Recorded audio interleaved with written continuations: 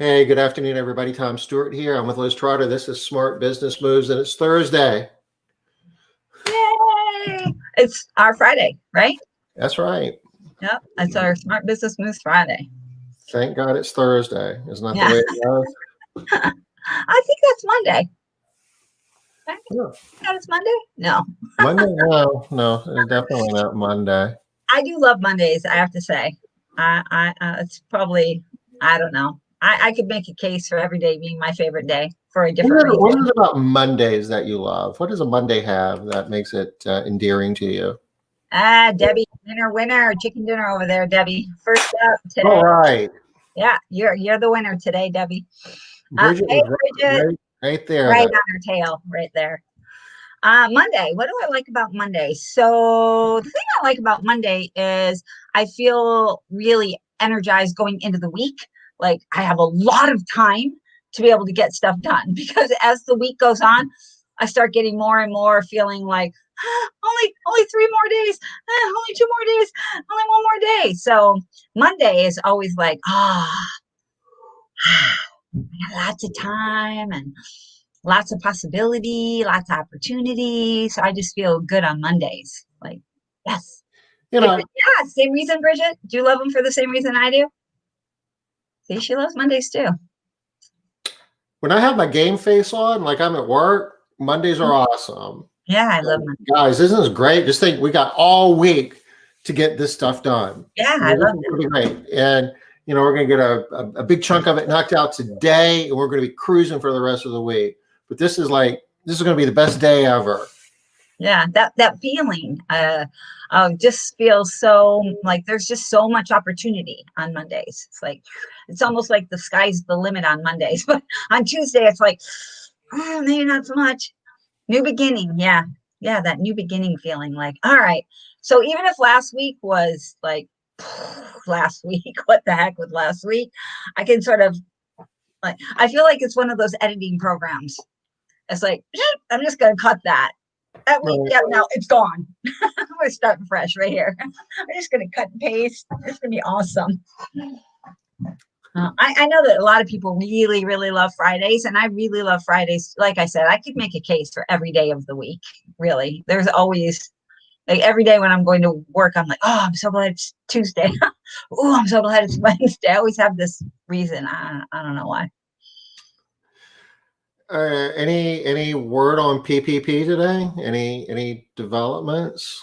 I know a few people that are applying same type of information. You have to have your loan number from your other one. I did hear from one person that his bank is requiring that you have either filed for forgiveness of the first one or begun the paperwork or something for the first one. Okay. So, but I've only heard that from one person. Everybody else has the biggest problem I've heard is not able to get that loan number from the first PPP. Are they calling it a loan? What are they calling it? Well, technically it's a loan until it's forgiven. Yeah, and the paperwork does call it a loan. So yeah, that makes sense. At the time you fill in the paperwork out and at the time you first receive the money, it's given to you with the understanding of you're paying this back. Yeah, unless you get it forgiven in some way, shape, or form. But if you don't get it forgiven, you're on the hook for it. Hey, Denise.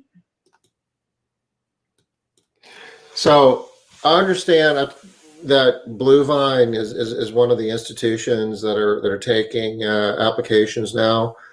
Blue Vine was one of the I don't know if you call them a bank. I don't know what the heck they are.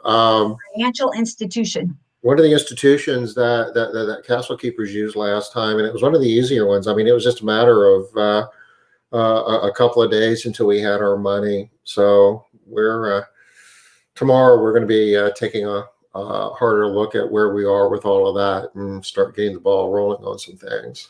Okay. Well, it looks like Starlene has hers in and her first is already forgiven. So yay, sounds like you're ahead of the game there, Starlene. Yay, you must feel good. Oh, you went through Ready Capital. Okay, awesome. Tom, have you heard any? Oh shoot, went out of my head right as I started to say it. It'll come back. You ready to get to work? Yeah. No, I'm loving this. I'm loving this topic. I am. Just kind of a refresher. We're talking about the profit driving KPIs. Green numbers you want to go up, red numbers you want to go down.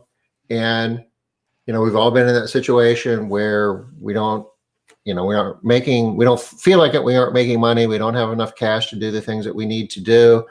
Maybe struggling to make payroll, maybe struggling to pay payroll taxes or other bills. And we just kind of look at it and say, gee, I hope this gets better.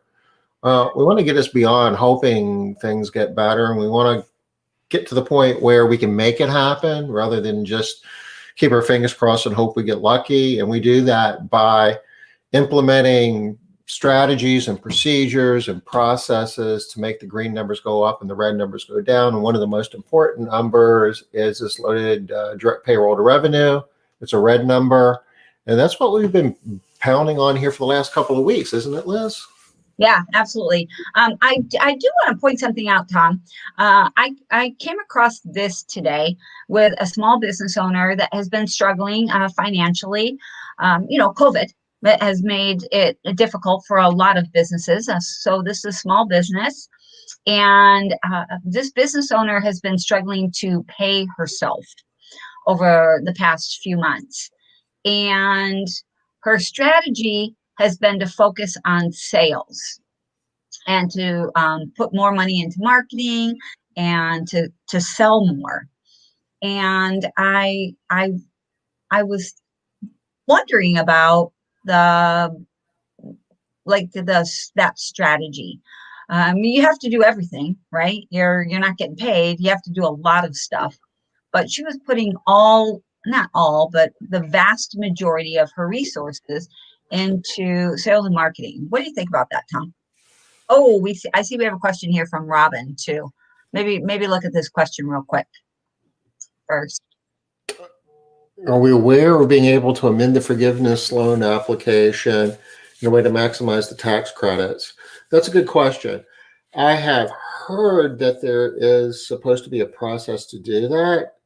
I know of at least one business owner who is knowledgeable in this matter who has a desire to do so. Basically, I guess there's a lot of people out there who've already asked for forgiveness or applied for forgiveness that they could benefit by amending it and shifting more expense away from the labor and more to the other operating expenses, which has been expanded. You can apply the money to a broader scope of operating expenses, giving you more runway to do the tax credits.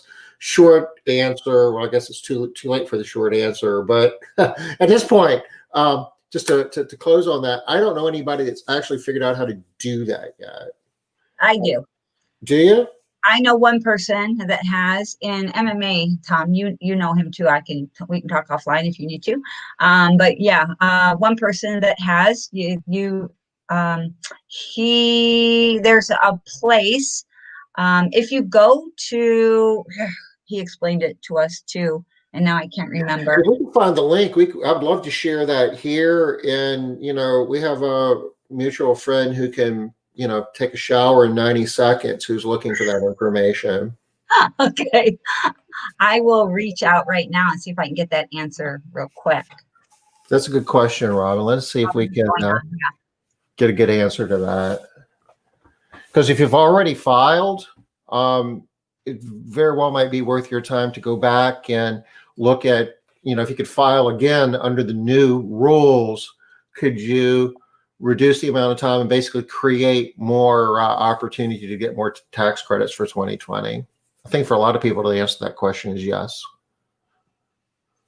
I'm reaching out to my person right now. I don't know if we'll get an answer right now, but we'll try. Let's see if we can. Really Fast Shower Guy. If you were on the call yesterday, you know who Really Fast Shower Guy is. Fastest shower in the north, south, east, or west. I'd lay money on it.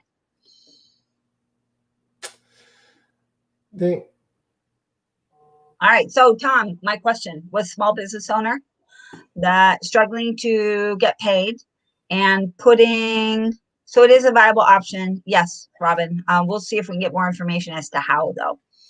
Um, Putting the vast majority of her resources into sales and marketing.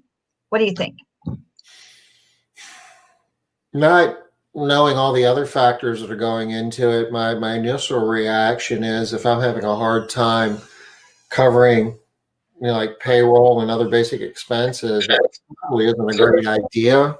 My suspicion is that they aren't getting an awesome return off of that marketing, and it's almost a desperation move. I've seen people do that.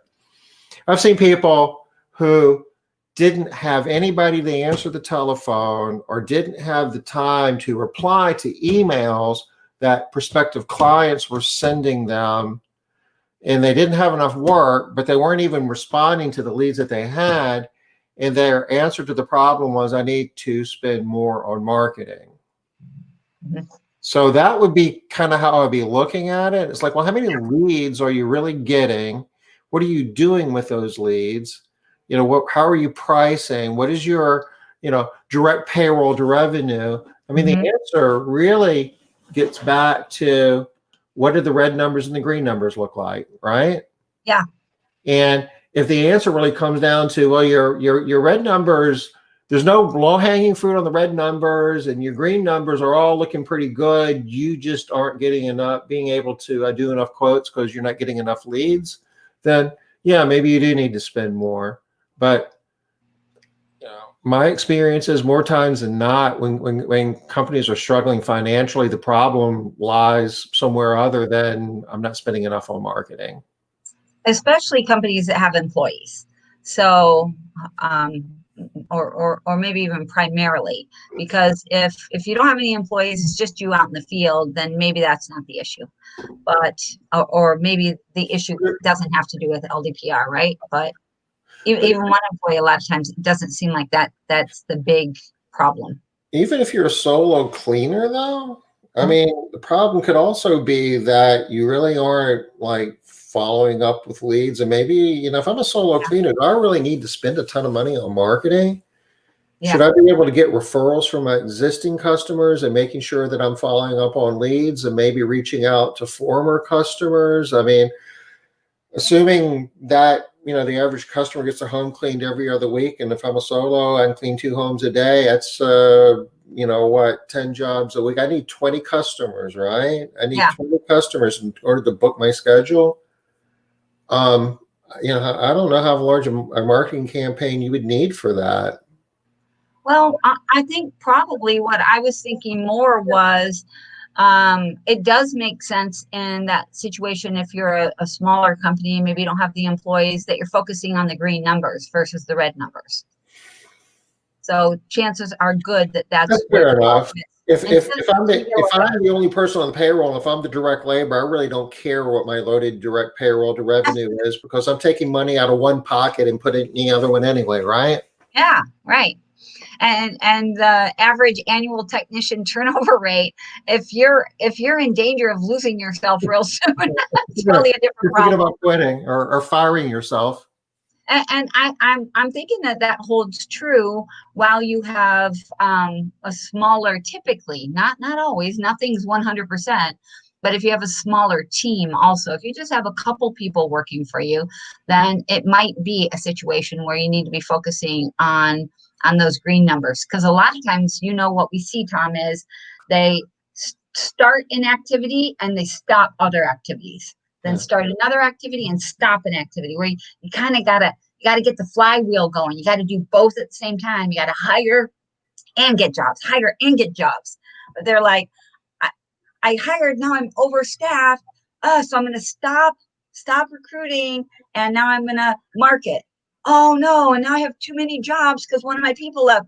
So I have to stop marketing so that I can start recruiting again. So they get in that bad this or that instead of they're always short of something and have too much of something else, and they can't. Yeah. The production planning process is deficient. And when you're small, And actually, I like it when you're big too, but when you're small, I really like the strategy. I can't remember where I learned the strategy. Somebody in our business, in our immediate, I can't remember. Anyway, they use the strategy of having one thing push and drive the other instead of having one thing stop the other, because it's just a loop, right? Instead of having the one activity stop the other activity, they have it drive. So they hire until they're overstaffed intentionally, so they're forced to. And you've got pressure at that point, because Yeah. I've got technicians on the payroll that don't have work, so you need to sell that extra job. Every Yeah. job counts. And so you got that, like you said, it's the pressure to make that happen. And then you get more jobs, pressure to hire. So keeping it going and pushing so you can grow up like this instead of having the thing stop you and you keep falling. So in this particular case, I mean, you've got more data. I mean, is more Yeah. marketing really the answer? So I think in this case, she needs to do what we were just now talking about. She needs to do both. She really needs to be focusing on both at the same time.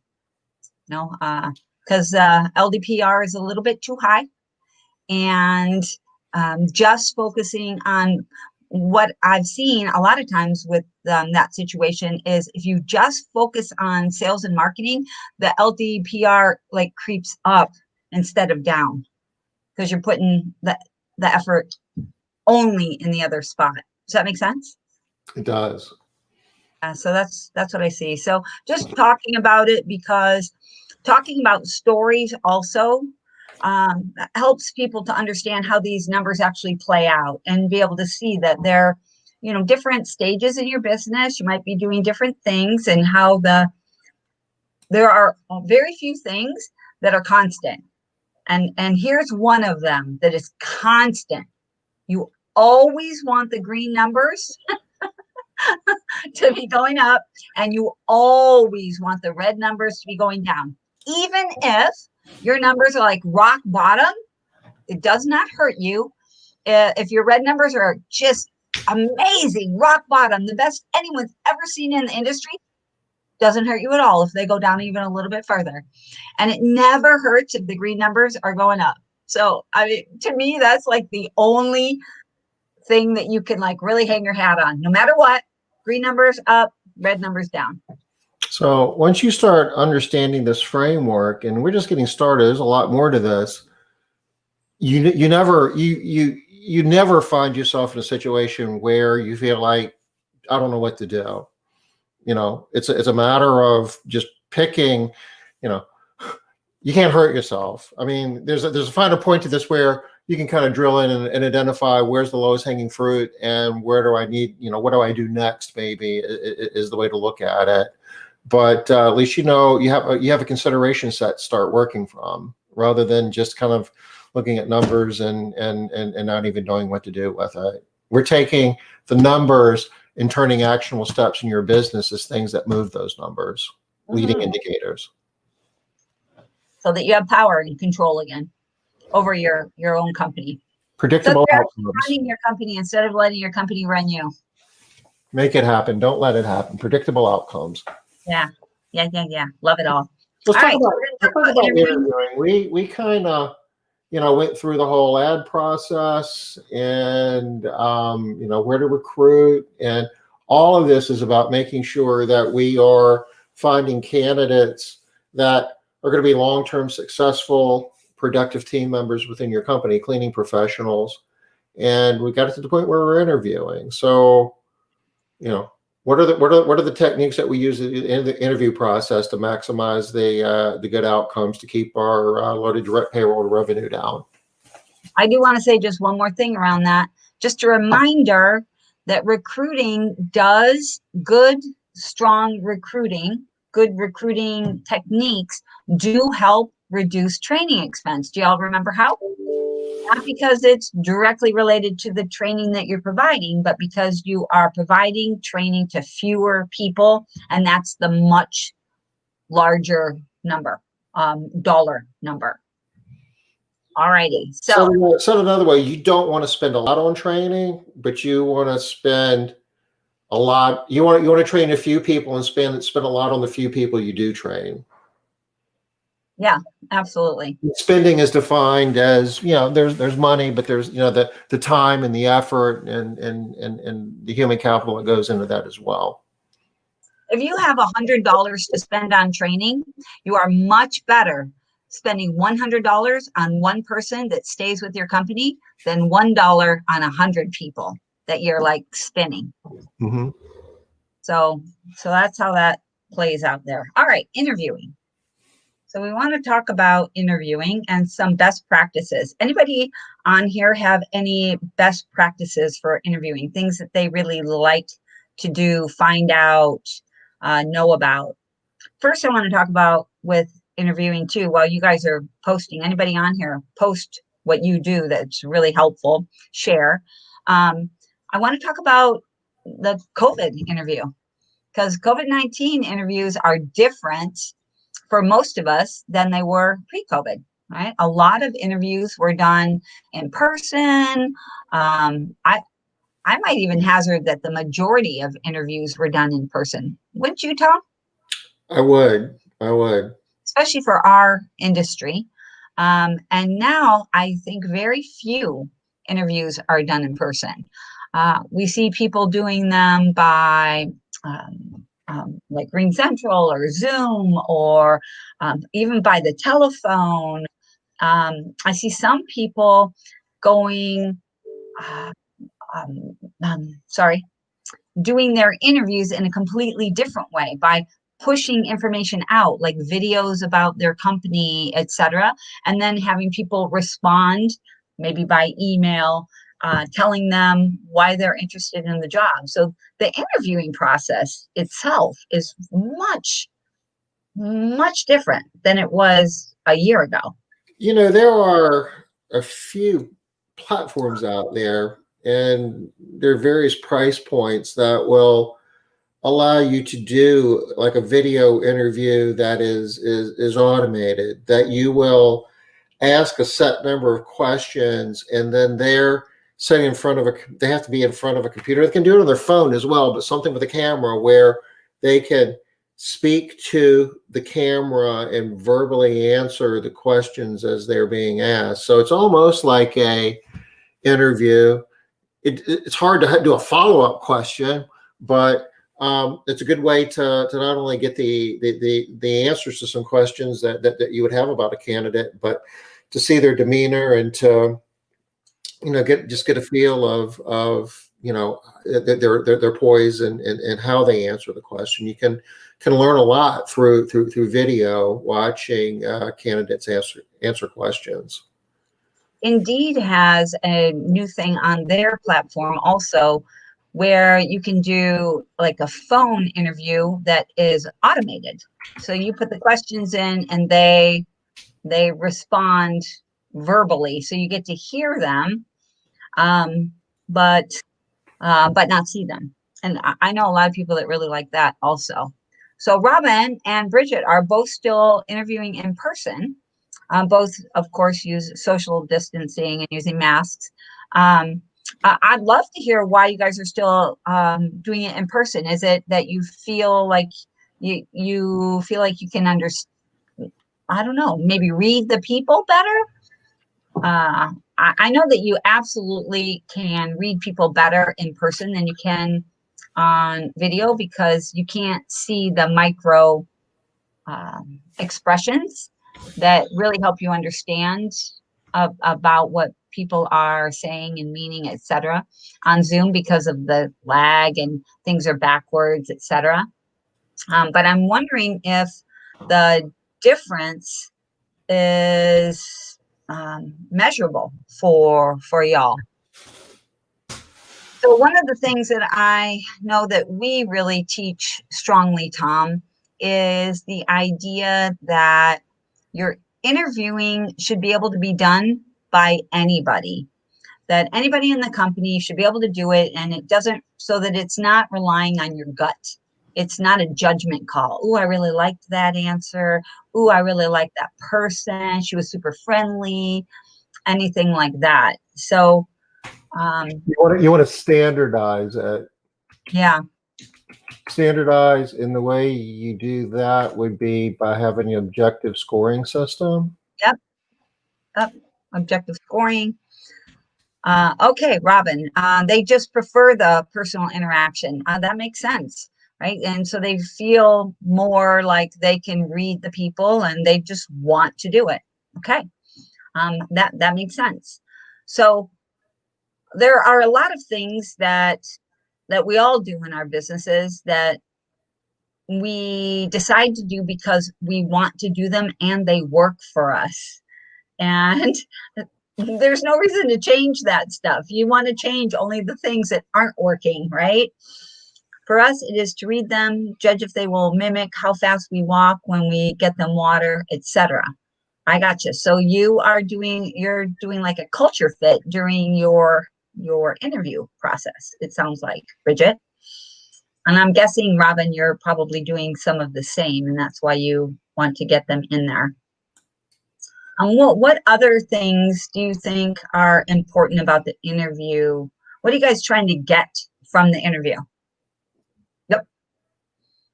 So just like everything else, you want to do it with a reason. You want to be knowing what is your objective? What is it that you're trying to get out of the interview process? If you're just trying to see if you like the person, if you're going to like the person, that's completely different than if you want to find out if they're going to be able to do a good job. And how you manage the interview really makes a difference as to what you're going to find out. Determine a fit with the culture and the values. Okay, for Robin. Okay, and is that your objective, or is that your reason for doing it in person, Robin? I think that's your objective for interviewing at all, right? And Bridget, to find out if they're a good fit for you. So how often, I'm curious how often you interview somebody, you think they're a good fit, and you're right, they work out, or they don't work out, or they don't show, because that's kind of tricky. Do you guys measure that? I really feel like that's an important thing to be measuring. And I think that should be written here, Tom, is to measure the results of the interviews. How many people you offer jobs to, and how many are actually still with your company in a year. And, you guys hear me talk a lot about 2 days or a year, because I'm happy to try a lot of people for 2 days, but I want them to be gone if they're not going to be here for a year. Ask them a lot of questions and listen. Under click. Oh, I know how to get rid of it now. Never mind, because I had Denise on here yesterday. Thank you, Denise. Yes, you were right. My back. Oh, and that's your objective. All right. So your objective is ask a lot of questions and then listen. There's a whole list of KPIs that you should track if it's related to your interview process. And I don't have that prepared at the moment, but there's spreadsheets that you're tracking. It starts with your marketing spend and where you're marketing and how many leads you get and how many of those leads are qualified candidates. If they're qualified candidates, how many of them you're actually able to interview, and out of the ones you interview, what are the interview scores, and how many out of those considered to be viable candidates that you actually make an offer to, how many accept, and if they accept, do they actually show up for training, do they complete training, how long are they are they with you 30 days after that? I mean, you're going to be tracking all of that. And it sounds like a lot, but once you get to the point where you're managing the process and you don't have crazy turnover, it's a lot easier to track because you're not tracking that much. Yeah, love to see the hiring KPIs. We might be able to bring those up next week, possibly, Tom? We will dig them up. Okay, there you go, Robin. Check us out on Monday for this. Tom writes it down. It will happen. He's good like that. Me, not so much. You got to remind me, but Tom is good. All right. So Debbie, I'm going to tell you that before COVID, I would have told you that in-person interviews would get me better results. But since COVID, Opportunity Monday, yes. But since COVID, we have had to create systems that could get us really good results without, or we felt that we had to create systems that would get us really good results without doing in-person interviews. I would say that initially we did not do well. It did not go well in the beginning. But what I found out is there are ways to do it. And a lot of the things that I thought I needed to see them for in person, I didn't.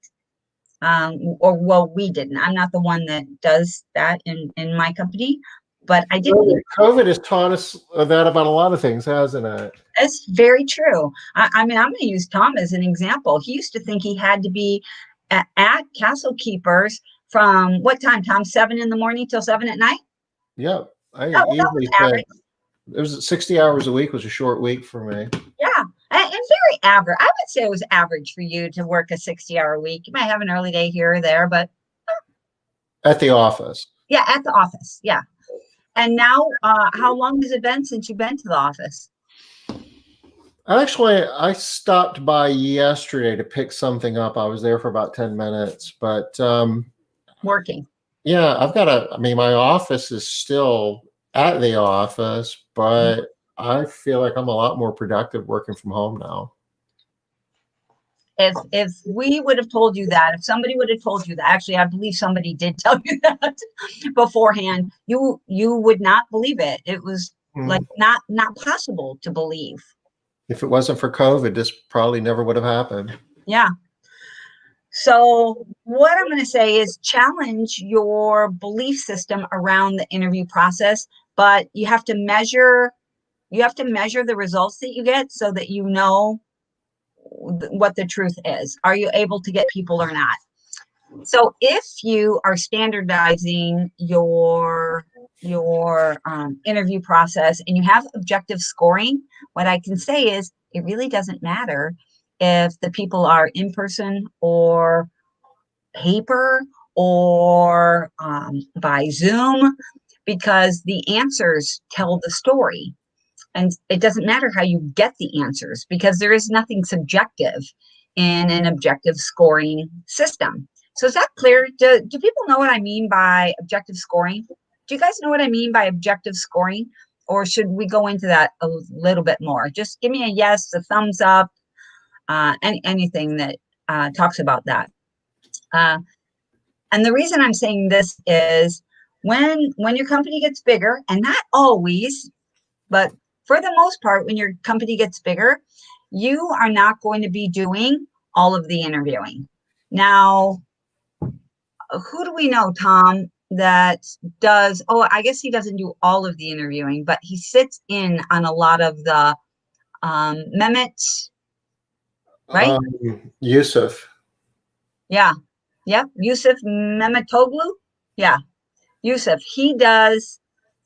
Tell me what he has a wacky large business, but he still feels it's important that he's the one making the hiring decision for the cleaning technicians. Isn't he like 5 million, 7 million? I'm going to sell him short, but I mean, one of the largest residential cleaning companies I know.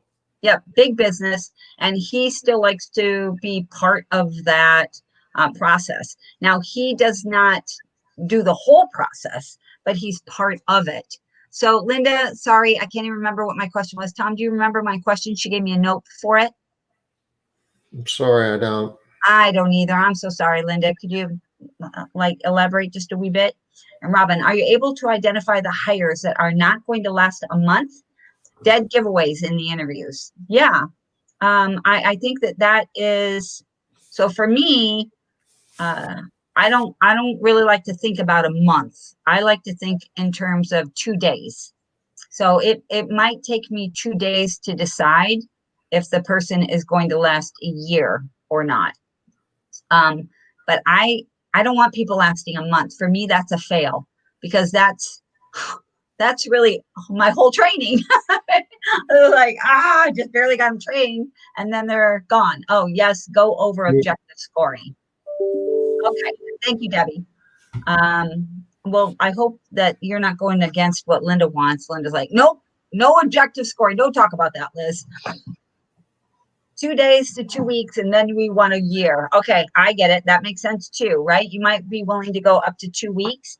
I can't really afford to go 2 weeks because if I'm training a bunch of people for 2 weeks that are then going to leave, that's too much training expense for me. I need to cut them before I'm spending training money. Now, Sharon Timberg is exactly the opposite of me.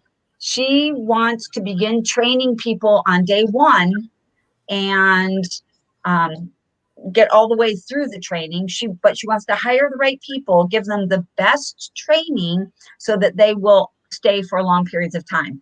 You guys had a energetic, vibrant discussion about that not that long ago. Yeah. And I'm not able to do that.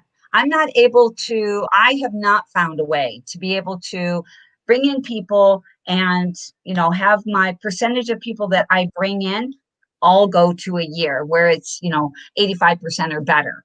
I'm not sure what Sharon's percentage is, but she definitely gave the impression that if she hires them, they last for a year.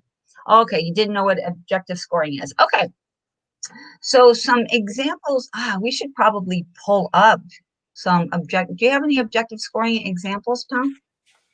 While Tom's pulling that up, I'm going to give some examples. He's going to look around. I know that you might not have anything, Tom.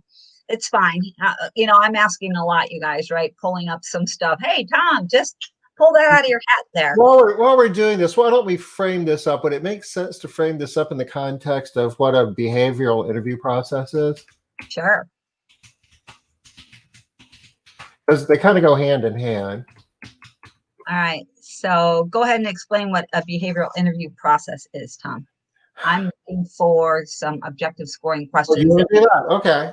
I'll look that up while you're getting the behavioral interview process. Behavioral interview, rather than asking closed-in questions of, how many jobs have you had, where have you worked, what was the last job you had, and all those are questions I guess that are worth asking, but some of them are kind of hard to score. Behavioral interview questions are more tell me story type questions where you would ask them, have you ever had a disagreement at work with a coworker? And if so, tell me about it. And how do you handle it? How did you handle it? That's an example of a behavior interview question.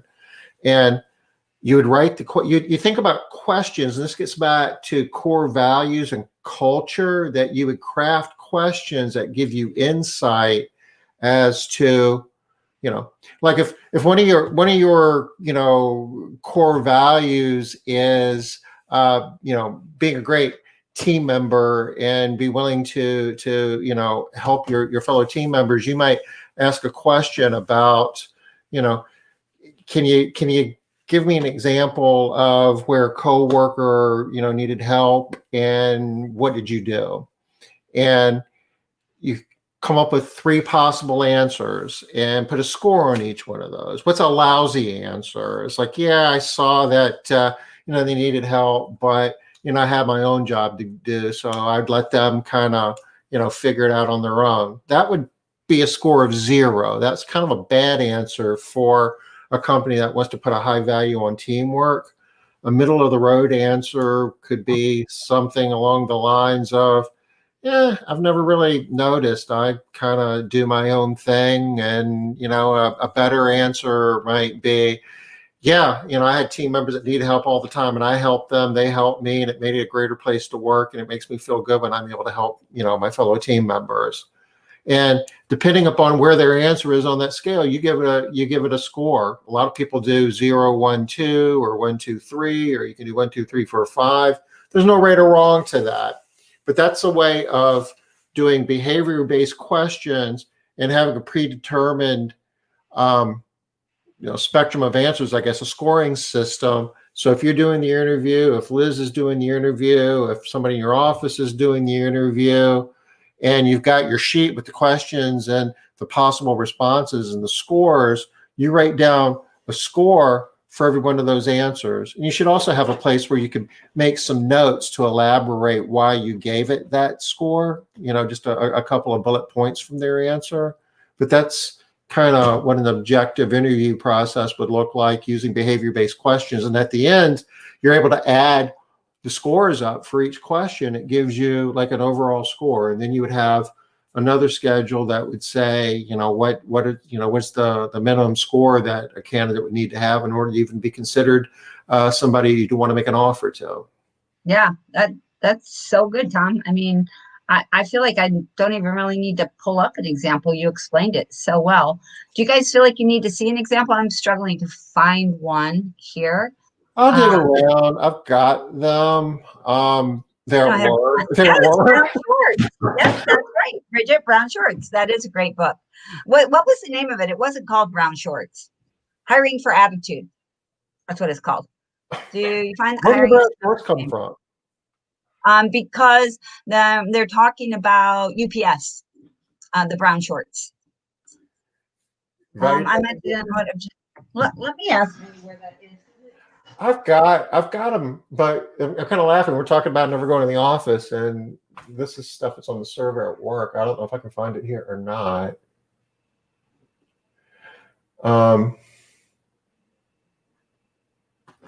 There's some really good books on behavior-based interviews as well.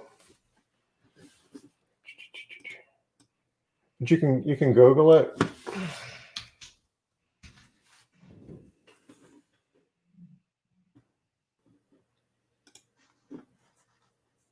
Yeah, what did you love about that book, Bridget? Did you get the idea? Did you create your system and your interview stuff around that? Because if you did, I'm wondering why you would feel the need to meet the people in person. I'm curious about that. That's interesting. I'd love to actually hear about that a little bit. Did you? Mindy just told me where ours is. One of the things that I really like that we do is we also tie in DISC, and we also tie in motivators, the things that are important to the people. Those things also get a score so that we hire based on those things. I really love that. I have found I've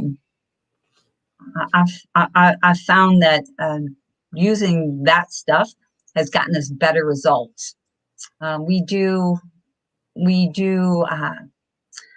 DISC profile everyone so that we know how they best perform, like the types of ways to be able to treat people so that they perform the best. And that doing that in our company really did help us a lot.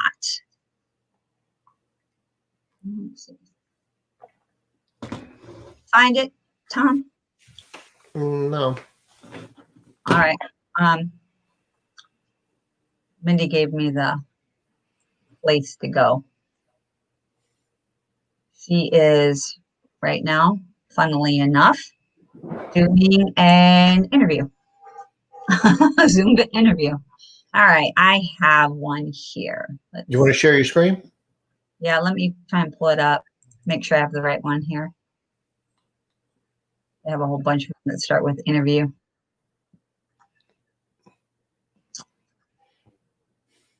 If I do, I will share my screen. We have a question here from Linda about, do we send people to a website for DISC?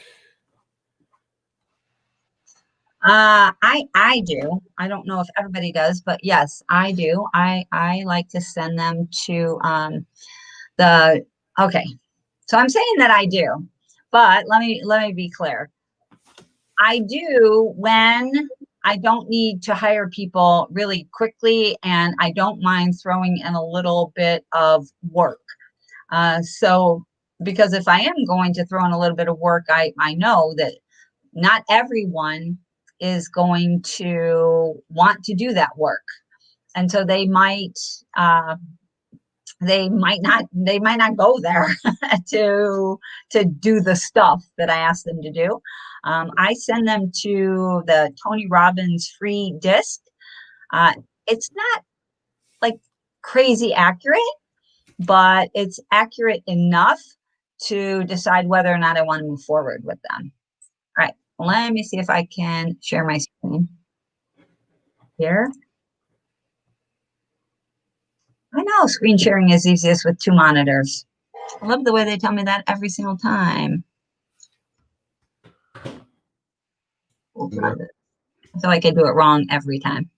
I dropped the link to Tony Robbins in the chat for his disc assessment. All right. Did I do the wrong one again? Oh, you're good. Now just go to the tab to the document where your document is. All right. Click on any tab. There you go. All right. So here's an example. Here are some questions. These are the things that I'm evaluating. I want to evaluate how well they get results, how accountable they are, how coachable, communication. These are the questions right here. And column C, this is the score. 3, 2, or 1. Here are the clarifying. The CQ just stands for clarifying question. If I want to ask one, and the clarifying questions are over here on the right. And this is an interesting thing. I don't know where this is, but you have to have consistency of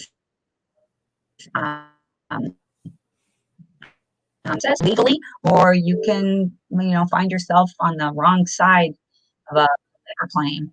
So having these clarifying questions listed and which one you asked can help you with that. All right, so here's an example. Describe the ideal work environment. How do you go about creating that? Here are some answers. They speak to challenging, fast-paced, interesting goals, opportunity, etc. They create relationship, build trust, model the desired behavior, or they speak to outcome. So this stuff is going to give them a 3. If they're like, oh, I really like a fun, easygoing, calm, nice people, etc., all of this type of stuff, they're going to get a 2. And if they talk about what they don't like, I'm going to give them a 1. In column, I really like people that automatically I ask them something that they like. In column B, is that a core value? Are those core values? Column B, in this case, this is not core values, but they are. A lot of them are. Like communication is one of our core values. They're not all, because sometimes They very well could be, though. Oh yeah. I mean, my core values are represented here, but they're not only core values, because I also really need results, right? Yep. I'm gonna go over here to scoring real quick, maybe. All right, so scoring, when we punch in the information, like the total scores are going to pop up over here. You know how Excel spreadsheets work. And this is the piece that we add in for this disc that you see here, or this interview is for a customer service specialist, the CSS. And so this scoring is set up for that, for disc and the different values that they have. Looks like this is not complete. It should have the values in here as well. And the interview will pop in here. It'll give them a total score. And that's how we do it. So if their disc turns out DII, DICCI, ISSI, they're going to get a 3 right here. Let's say that and this normally is filled out with the different values, and they might end up also with a 3 here. Once we answer I don't even know if I can enter it. It won't enter if there's not something all good. And then this will just be based on whatever score they get on their interviews. So you put your scores in here, they pop over there. Let's just say, for example, that's what they got. Scoring, it'll pop over there. Anyway, it's taken a while, but then this will tell you, yes, they're great, or hire them. So like here, if they end up with something in this range, don't hire them at all. If they end up in this range, consider them for a CSS and offer a tech position for them. And if they're here, hire when the position is available. So just hire them as soon as you can. What is the CSS? Customer service specialist Okay. that will like handle phones, that kind of stuff. So this is just an Okay. example. This is not even like a perfect example, but it is an idea of what we're talking about when we're talking Can about. I ask you a question, Liz? That's interesting. So if they've got a very high score, if they answered, the best, answer that could be given on every question, you would hire Mhm. them for a cleaning professional. But if they were kind of in the middle, you'd still hire them, but you would hire them for customer service. Why? I mean, it would be like they're not really good enough to be a technician. Why? It would seem I think you got it. why? Why does it work that way? I think you got it backwards. So this this is I'm interviewing for a customer service position. This, if they're get here in the middle, they're not perfect for the customer service position here, but I'll take them for a tech. But if they got here, yeah, I'm going to hire them for the customer service position. Oh, I'm with you. Okay, I understand. The higher the Yeah, score, the highest scores get the customer service position. yeah, yeah. I want them for that position. The higher the score, the better. Does that make sense? Yes, yeah. But the meat and potatoes of this is learning how to build behavior-based interview questions and come up with a range of answers and scoring it and doing it this way. You're standardizing it. Doing it this way, anybody in your organization can do the interviews, and you can compare, you know, candidates that are being interviewed by multiple people, and they're all on the same level playing field, if you will. I want to talk about a couple things too. When you are designing your questions, so this thing here that Tom was talking about, describe something. Tell us about your thing, or tell me about a time when this happened, or something like that, are all really good things because they're harder for people to know exactly what the right answer is and harder to give that quote unquote right answer that people kind of feel like they know what the right answer to is. Here is a really one of my favorite questions that I don't really share with a lot of people, but this communication is a core value for us in our company. You need to be able to be honest and open and be able to back up what you say. And so this question would be, whoever's doing the interview would say, evaluate my performance so far during this interview. Tell me what I've done well and how I can improve for my next interview. And this is what we're looking for here. So, and what we'll get is sometimes is a no answer. Like they're like, well, I don't know. How would I know? They don't want to answer at all. That's going to get them a 1 on this score here, because we're looking for somebody that actually is. Remember, this is for customer service. I need people that are able to give good information and be able to sandwich that information in some way. So I think that a lot of times people just need to understand. Oh, here, let me stop sharing. Need to understand what they are looking for in a job. Your questions won't be the same as my questions in my company, because you're looking for different things in your different positions. So those to me, Tom, right there that you have are the key pieces for interviewing. It's all about people. Well, for interviewing, absolutely, David, I am with you all the way. If you're interviewing, you got to be able to work with people. But ideally, if you can get this objective scoring set up, then anybody in your company can do the interviewing and make a determination about whether this person will be a good fit for your company. And you can see that you don't really need to have that done in person. So you can save yourself a little bit of time and money and spend some, because I would consider that part of my training expense. You have less money going out. I don't really want somebody in my office spending half hour on every single person that's interested in my job, because I know based on my KPIs that only 3 out of 10 people that are interested in my company am I interested in. I'm interested in 3 out of 10. 10 of them come here and they're like, I'm interested. I'm interested in 3 out of 10. And 2 out of those 3 are going to stay with me. 1 is going to be gone. So those are my numbers. So I guess that's the measure results thing, is what are your numbers? And make sure that you know what they are so that you can be putting your money in the right little buckets. We are, we hardly have any bullets here, but these are really actionable, you guys. Big actions. you know, we're ASAP. Good job. We're approaching the top of the hour, Liz. We got a few more minutes. So a few things I want to share. I dropped these links in the chat early. I'll do this again. It's been a couple of years since I've played around with these, like pre-COVID, and quite frankly, until this discussion, I kind of forgot about them.